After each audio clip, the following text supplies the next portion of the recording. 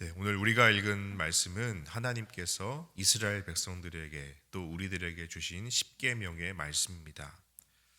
하나님께서는 이 십계명을 이스라엘 백성이 출애굽하는 도중에 가나안 땅에 들어가기 전에 주셨습니다. 이스라엘 백성들은 이집트에서 430년이나 종살이로 노예로 일을 했습니다.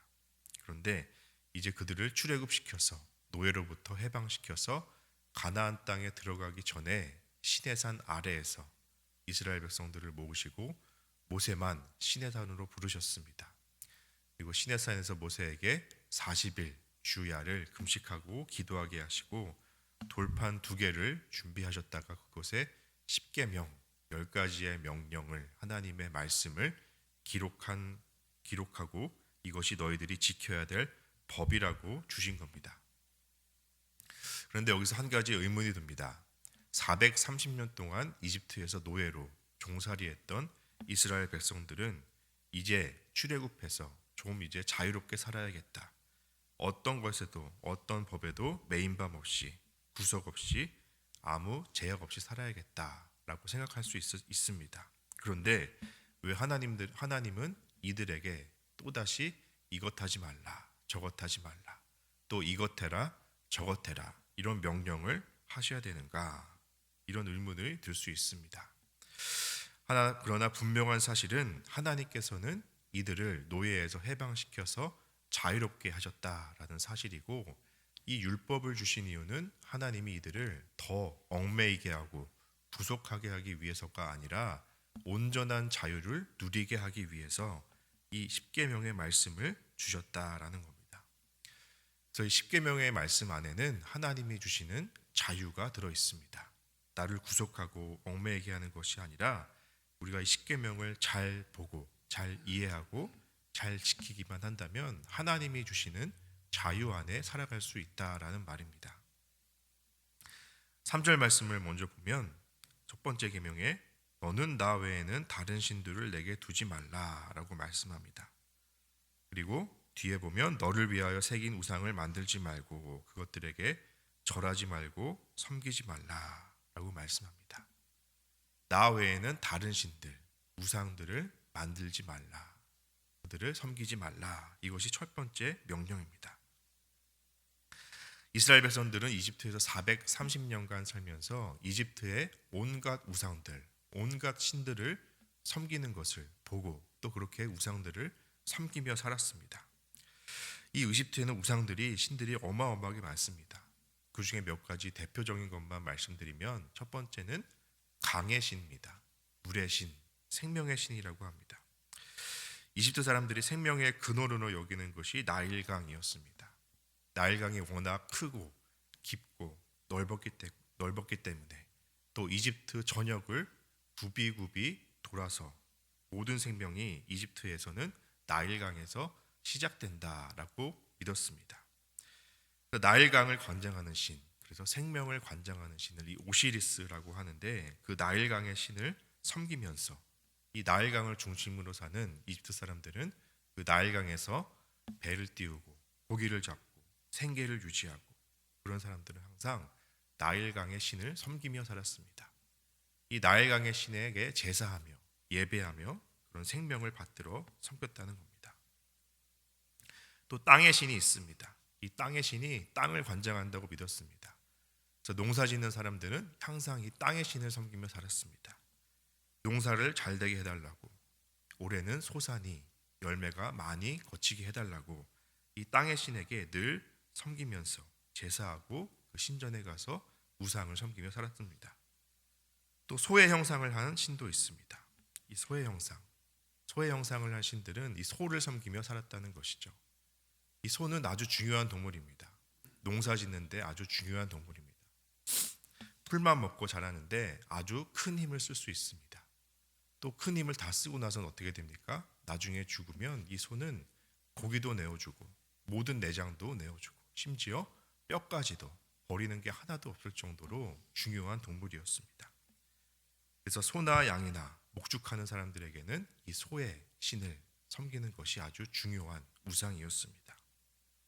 또 왕궁에는 왕가의 사람들이 섬기는 신이 있었습니다. 그것은 바로 태양신이었습니다. 태양을 신으로 섬기면서 파라오가 또 태양의 아들이라고 믿고 그렇게 살았습니다.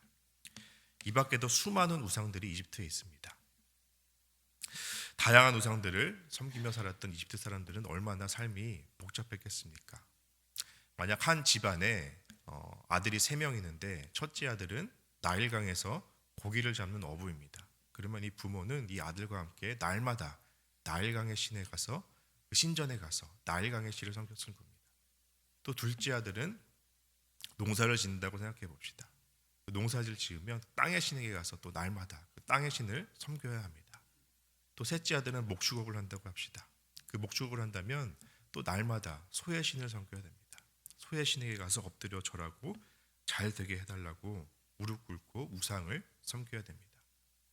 한 개만 섬기는 것이 아니라 다양하게 매일매일 그렇게 우상에게 얽매인 삶을 살았던 것이 바로 이집트 삶이었습니다. 이스라엘 백성들이 그 이집트에서 430년을 그렇게 살았습니다. 나일강의 신, 땅의 신, 또 소의 신, 그 밖에 다양한 우상들을 섬기면서 복잡하게 살았습니다. 그런데 이제 하나님이 말씀하시죠. 너는 나 외에는 다른 신들을 내게 두지 말지니 너를 위하여 새긴 우상을 만들지 말고 그것들에게 절하지 말라. 이것은 하나님만 섬기라 라고 말하는 것은 내가 더 큰 짐을 너에게 쥐어주겠다라는 말이 아니라 이제 네가 섬겼던 모든 우상들을 제거해버려라. 내가 나만 섬기려는 자유를 주겠다라는 선포인 것입니다. 그 모든 신들을 섬기는 데서 얽매여 있는 데서 너희들은 자유함을 얻게 될 테니 너희들은 이제 다른 신들을, 다른 우상들을 매일매일 섬기느라고 복잡하게 머리 아프게 살지 않아도 된다. 나만 섬기라. 하나님만 섬기라 라고 하나님이 자유를 선포해 주시는 겁니다. 그 옛날에 몇천 년 전에 이스라엘 백성들만 그렇게 우상에게 매여서 사는 삶이 아니죠. 이 땅, 지금 이 현재에 살고 있는 우리들에게도 우상들이 있습니다. 다양한 우상들이 있습니다. 그 우상이 사람일 수도 있습니다. 우리 가정의 배우자가 될 수도 있고 자녀가 될 수도 있습니다. 또 그 우상이 물질이 될 수도 있고 돈이 될 수도 있고 명예가 될 수도 있습니다. 우리는 그 돈과 명예 또 건강이 우상이 될 수도 있습니다. 또 내 미래에 대한 복락 그것들이 우상이 될 수 있습니다. 그런 우상을 섬기면서 우리는 그 우상들에게 늘 마음을 써야 되고 신경 써야 되고 머리를 조아려야 되는 그런 복잡한 삶을 살고 있는지도 모릅니다. 그런데 하나님이 딱 정리해서 말씀하시는 겁니다. 너희들은 나 외에는 다른 신들을 내게 두지 말지니 너를 위하여 새긴 우상들을 만들지 말라. 오직 하나님만 여호와만 섬기라 라고 우리들에게 선포하시는 겁니다. 하나님 한 분에게만 엎드려 예배하고 사람들에게 가서 예배하지 말고 사람들을 우상으로 섬기지 말고 세상의 물질을 우상으로 섬기지 말고 하나님 한 분에게만 엎드려 예배하고 하나님만 섬기라 라고 선포해 주시는 겁니다. 두 번째는 또 탐욕으로부터의 자유입니다. 8절 말씀을 보시면 안식일을 기억하여 거룩하게 지키라 라고 말씀합니다. 또 10절에 보면 일곱째 날은 내 하나님 여호와의 안식일인즉 너와 내 아들이나 내 딸이나 내 남종이나 내 여종이나 내 가축이나 내 문 안에 머무는 객이라도 아무 일도 하지 말라 라고 말씀합니다. 안식일을 기록하여 거룩하게 지키라. 이것은 이렇게 했으면 좋겠다, 지켰으면 좋겠다라는 권면이 아니라 명령입니다. 안식일을 기억하여 거룩하게 지키라.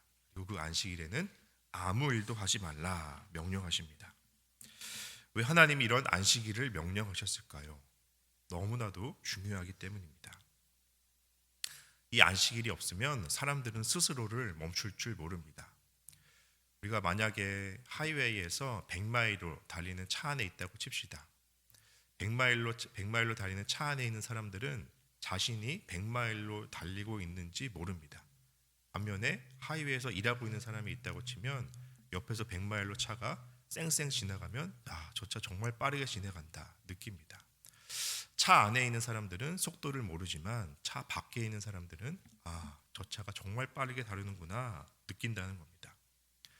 고속철도나 비행기를 타면 더 빨리 달리겠죠. 그런데 그 안에 있는 사람들은 그 안에서 밥도 먹고 잠도 자고 볼일도 보고 걸어 다니고 편안하게 다닐 수 있습니다. 내가 얼마나 빨리 달리는지 알 수 없다는 겁니다. 속도감이 느껴지지 않습니다. 우리가 마찬가지로 내 일에 매여서 멈추지 않고 내 일에만 집중하고 몰두하다 보면 내가 지금 얼마나 빨리 달리고 있는지 모를 때가 있습니다. 내가 지금 열심히 일하는 것이 전부이고 열심히 돈 버는 것이 전부이고 내 건강이 상하는지 내 영혼이 망가져 가는지는 모르고 내가 지금 얼마나 위험한 상황인지는 모르고 그냥 빠르게 달려만 갈 수 있다는 겁니다. 그런데 하나님의 뜻은 안식일에 아무 일도 하지 말라. 모든 것을 멈추라 라는 것이 하나님의 뜻인 것입니다. 네가 스스로 멈추지 않으면 하나님이 멈추게 하실 때도 있습니다. 하나님은 안식일 뿐만 아니라 6년이 지나고 땅을 6년 동안 농사 지으면 7째 해는 쉬어라 라고 또 율법에 명령하십니다. 경작도 멈추고 씨도 뿌리지 말고 그 땅도 쉬게 하라. 그러면 어떻게 됩니까? 하나님, 우리들은 그 7째 되는 해에 무엇을 먹고 살아야 됩니까? 하나님은 6년째 되는 해, 7년째 되는 직전인 6년째 되는 해에 2배의 소산을 주겠다라고 약속하십니다. 내가 다 책임지겠다. 땅도 쉬게 하라. 염려하지 말라. 이렇게 7번의 땅을 쉬게 하는 7번의 7째 해가 7번 지나면 49년이죠. 또 49년이 지난 50년째 되는 해는 희년으로 선포하라 또 말씀하십니다. 이 희년에 되는 해는 모든 노예들도 다 해방시켜주고 저당 잡힌 땅도 원래에게 주인에게 돌려주라고 말씀합니다. 다 리셋되는 것이죠. 이렇게 희년을 선포하시고 땅도 쉬게 하시고 하시는 이유는 무엇입니까? 이것은 너의 노력으로 된 것이 아니다. 다 내 것이다. 하나님의 것이다. 하나님의 주권 아래 있다 라고 깨닫게 하시려는 하나님의 말씀인 것입니다. 내가 내 것이라고 내 노력이라고 생각하면 우리는 쉴 수 없고 멈출 수 없습니다. 여기 내 것이 있는데 내가 열심히 한 만큼 다 가질 수 있다 생각하는 사람들은 그 빠르게 달리는 차 안에서 내릴 수 없습니다. 탐욕에서 멈출 수 없습니다. 그래서 하나님은 명령하십니다. 안식일을 기억하여 거룩하게 지키라. 멈추라. 이 모든 것은 너의 노력이 아니라 다 내 것이다. 다 내 손 안에 있다 라고 말씀하시는 겁니다. 말씀을 맺겠습니다. 하나님 아버지께서 하나님의 백성인 우리들에게 가장 중요한 10계명 율법을 주셨습니다. 이 율법 10계명을 주신 이유는 우리를 구속하기 위해서, 더 얽매이게 하기 위해서 주신 것이 아니라 더 자유하게 하기 위해서, 더 율법 안에서 행복을 누리도록, 자유를 누리도록, 하나님 안에서 자유를 누리며 살아가도록 이 율법을 주셨습니다. 우리는 어느 나 외에는 다른 신들을, 우상을 만들지 말라. 가장 중요한 말씀입니다. 이것은 모든 우상들에게서 너에게 자유를 선포한다. 우상들에게 얽매이지 말고 오직 하나님 한 분만 섬겨라. 하나님만 예배하라 라고 말씀하신 자유의 말씀입니다. 우리는 그 하나님을 신뢰하기 때문에, 그 하나님을 믿기 때문에 이 자리에 있습니다. 하나님만 섬기겠습니다. 우상을 모두 버리겠습니다 라고 우리가 믿는다면 우리는 하나님 안에서 더 큰 자유를 누릴 것입니다. 또 하나님은 탐욕으로부터 자유하라고, 모든 것을 멈추라고, 안식일을 지키라고 말씀하십니다. 우리의 세상의 욕망으로부터, 우상으로부터 너희가 벗어나길 원한다, 자유하길 원한다 라는 말씀으로 안식일을 지키라고 말씀합니다. 하나님이 주신 율법은 우리에게 자유를 주시기 위함입니다. 우리가 그동안 얽매였던 우상이나 또 우리가 얽매였던 탐욕이 있다라면 이 새벽에 다시 한번 기도하며 내려놓고 하나님만 섬기며, 하나님은 모든 것을 내게 주셨습니다. 내가 내 노력으로 했던 모든 것을 멈추고 다시 한번 하나님을 향한 믿음으로 나아갑니다. 기도하며 나아가는 저와 여러분 되기 바랍니다.